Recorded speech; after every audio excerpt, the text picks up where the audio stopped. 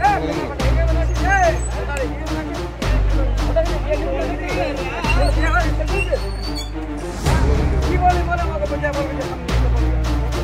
2 থেকে 3 বছর আগে কোম্পানি এসেছিল পিসিএল এর টাইপ থেকে কোম্পানি চলছে আমাদের কোম্পানি চলতে আমাদের যে কালকে হঠাৎ শুনছি কোম্পানি এখান থেকে চলে গেছে কোম্পানির আমরা কিছু খবর জানি না এসে পরে দেখছি লোক জড়ো হয়ে আছে কিন্তু কোম্পানি রাতারাতি কয়লা উত্তোলন বন্ধ করে পালালো কয়লা উত্তোলন সংস্থা বিপাকে শ্রমিকেরা।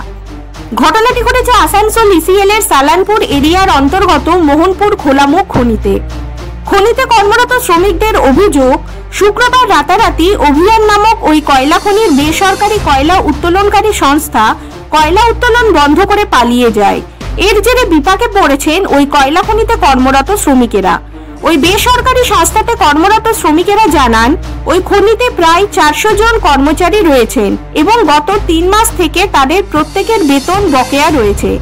রাতারাতি বেসরকারি কয়লা উত্তোলনকারী সংস্থা পালিয়ে যাওয়ায় সমস্যার সম্মুখীন হয়েছেন তারা দাবি করেন অবিলম্বে নতুন কোম্পানি দায়িত্ব নিলে কয়লা উত্তোলন শুরু করতে হবে এবং এরই পাশাপাশি তাদের বকেয়া মেটাতে হবে। এই দাবি নিয়ে শনিবার সকালে এজেন্ট অফিস ঘেরাও করে বিক্ষোভ দেখান তারা এবং এজেন্ট ম্যানেজারের কাছে সমস্ত ঘটনা জানানো হয়। এই প্রসঙ্গে এক শ্রমিক জানান তারা এজেন্ট ম্যানেজারের কাছে একটি ডেমনস্ট্রেশন জমা দেন।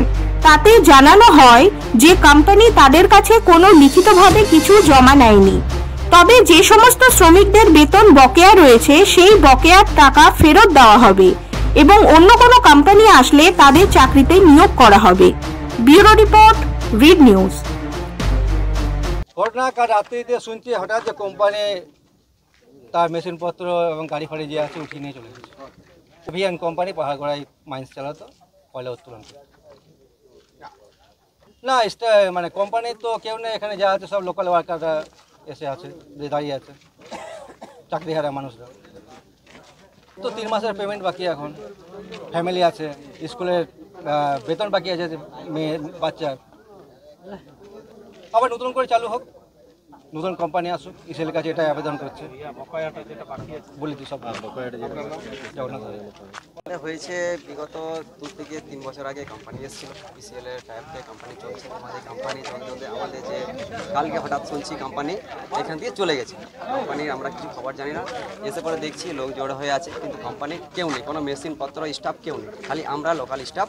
কোম্পানির যে স্টাফ ছিল তারাও ধাও, কোনো কৈফিয়ত নেই। ফোন করছি, ফোনে কোনো মাধ্যমে যোগাযোগ করা যাচ্ছে না। আমরা চাইছি যে আমাদের এই কোম্পানি চলে যাচ্ছে, এরপর আমাদের ভবিষ্যতে কী হবে। আমরা চাইছি যে আমাদের যে বেতন বাকি আছে সেই বেতনে আমরা দাবি তুলছি যে আমাদের বেতন যাতে দেওয়া হয়। 2 থেকে 3 মাসের বেতন বাকি আছে, তারপরে এরপর আমরা কি করব। কোনো কোম্পানি চলে গেলাম, বেকার হয়ে গেলাম, আমাদের ঘরের তো আছে স্ত্রী আছে, কি করব। সেই জন্য আমরা এখানে সব দাঁড়িয়ে আছি যে কিছু একটা ইসিএল কর্তৃপক্ষ এসে পরে কিছু তো মোটামুটি 400 থেকে 500। হ্যাঁ, রাতারাতি কোম্পানি চলে গেছে, কোম্পানি কোনো এসে দেখছি কোনো মেশিন কিছু নেই। আমরা চাইছি আমাদের যাতে এখানে পুনরায় আবার কোম্পানি আসুক, আমরা কাজ পাই, আমরা বেতন যে বাকি আছে বেতন পাই। তাছাড়া আমাদের ফ্যামিলি আছে বাড়িতে, কি করবো, আত্মহত্যা ছাড়া তো কোনো উপায় নেই।